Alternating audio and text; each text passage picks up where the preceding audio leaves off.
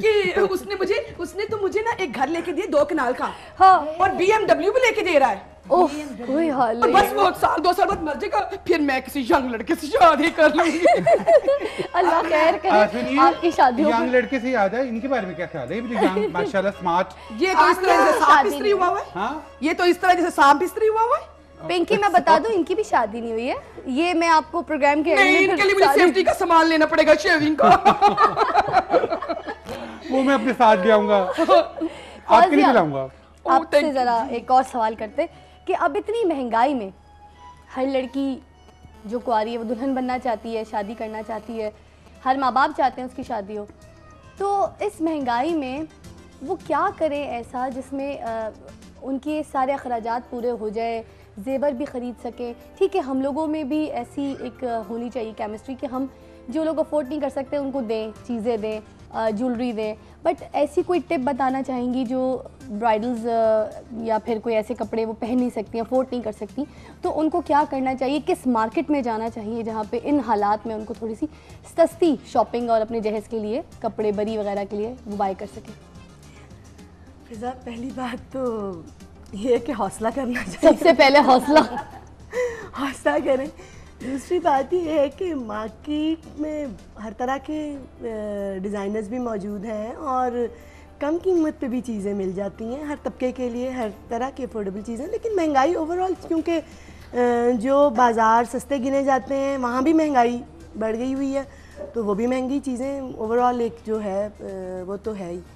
बाकी ये है कि एक अपने पे देखा देखी एक दूसरे को कि उसने ये किया मैंने ये करना है। मैं तो, मेरा खुद ये काम है, लेकिन आई डोंट थिंक कि हर बंदे को ये काम करना चाहिए। इतने पैसे, ये मैं अपने प्रोफेशन से बिल्कुल अगेंस्ट बात कर रही हूँ, लेकिन ये कपड़ों पे और ये चीज़ों पे इतने पैसे मुझे समझ नहीं आती कि हम क्यों लगा देते हैं। रियली? अब मैं चाहूँगी कि लोग लगाएं, लेकिन मैं खुद सोचूं कि अगर मैं ख़रीदूं तो मैं भी ज़्यादा हो जाता है। वैसे आप भी माशाल्लाह फॉर्मल वेयर बनाती हैं, मगर उसके बावजूद आप खुद जो है फॉर्मल लुक हो या जो भी कट्स के ऊपर मैंने आपको देखा, बहुत आप सॉफ्ट कपड़े जो है वो पहनती हैं, इतने हैवी लुक चीज़ें नहीं पहनती आप।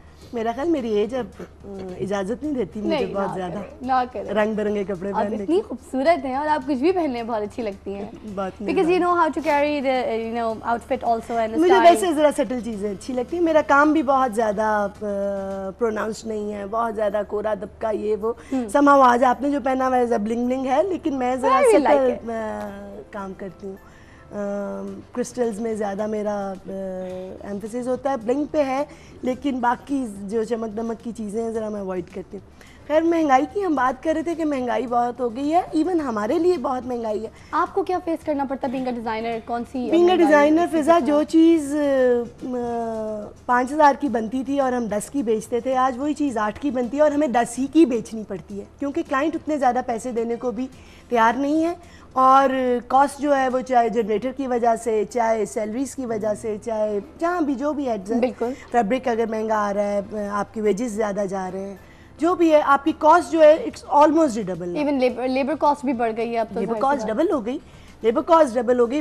बिजली आती नहीं है, आप टोटली अपनी जनरेट कर रहे हैं इलेक्ट्रिसिटी, टोटल आप उसका फ्यूल चार्जेस दे रहे हैं, और there are so many other things जो हर वक्त आपके साथ। सही बात है। और क्या, और आज से मैंने बताया कि लागू होगा कि पेट्रोल की कीमतें भी बढ़ गई हैं, फिर आज से बढ़ गई हैं अब, यानी वो जनरेटर का ही, इवन डीजल। हाँ, पहले डीजल का पहले तो इशू आजकल जो गैस आनी रही होती है, इतने बहुत इश्यूज है, डायर के लिए नहीं है, गैस नहीं है, सिलेंडर्स जल रहे हैं। सो मैं आपको ये बता रही हूँ कि कॉस्ट जो है वो ऑलमोस्ट डबल हो गई हुई है, लेकिन प्राइसेस ऐसा आप डबल नहीं कर सकते, क्योंकि आपने क्लाइंट को भी सेटिस्फाई करना है। एग्जैक्टली, क्योंकि वो हालात नहीं दिमाग में रखते, वो यही सोचते हैं कि मतलब 1 महीने में 2 महीने में ये प्राइस रेंज है ना। बिल्कुल, it's not happening with me alone, overall सब डिज़ाइनर्स के साथ ही सब लोग यही फेस कर रहे हैं। बिल्कुल, आपने इतनी कंपेटिटिव मार्केट है, उसमें आपने काम करना, लेकिन बड़ा मुश्किल हो गया।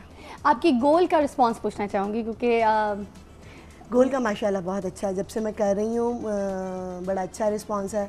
मेरे सारे क्लाइंट्स भी इस बात को वाच करेंगे, और अल्लाह का शुक्र है जो हम दिखाते हैं वो अब्रॉड भी बहुत जाती है। मेरा सवाल मैं ये कहना चाह रही थी कि जैसे गोल का मैं रिस्पॉन्स इस तरह से पूछना चाह रही हूँ कि जैसे आपकी आउटलेट है MM आलम पे लाहौर में, जो कि बेसिक आपकी जो एक अपनी पर्सनल आउटलेट है वो MM आलम पे, उसके अलावा जैसे जहाँ इस्लामाबाद हो गया या फिर कराची हो गया जहाँ पे आपकी आउटलेट नहीं है, तो वहाँ से आपको कैसा रिस्पांस मिलता है? अगर क्या ज़रूरी है कि आउटलेट हो उस शहर में तो रिस्पांस बहुत अच्छा आता है, या फिर आउटलेट होना तो ज़रूरी है, लेकिन एक सेपरेट आउटलेट मेंटेन करना इतना दूर ज़रा मुश्किल है, और स्पेशली हमारी फील्ड में तो और भी ज़्यादा मुश्किल है क्योंकि हमारा काम स्पेशली कस्टमाइज्ड है।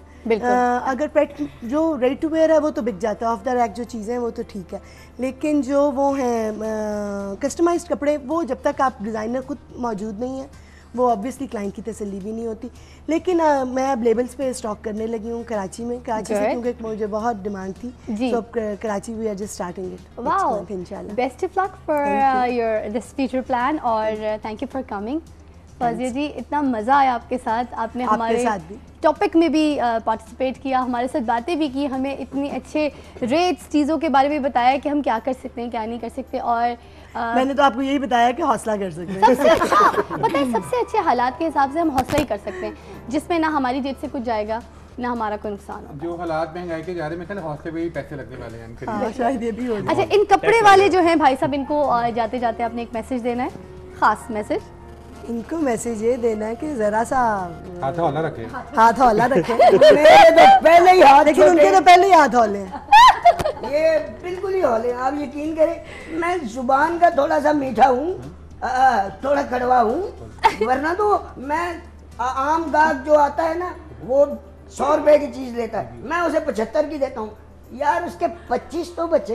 हाँ, ये तो है। ये जलेबी ने अपना नाम गलत रखा, पिंकी। हाँ। ये अपना नाम बदलो जलेबी। क्यों? है ना? और हमारे मोहल्ले में एक जलेबियां बनाने वाला था, मैंने उसे पूछा भाई कितनी देर से जलेबियां बना रहे हो? हाँ। कहता जी पिछले 20 साल से बना रहा हूँ। मैंने एक रखी उसे, कोई हाल। मैंने कहा पिछले 20 साल से जलेबियां बना रहे हो और सीधी अभी तक नहीं बनी।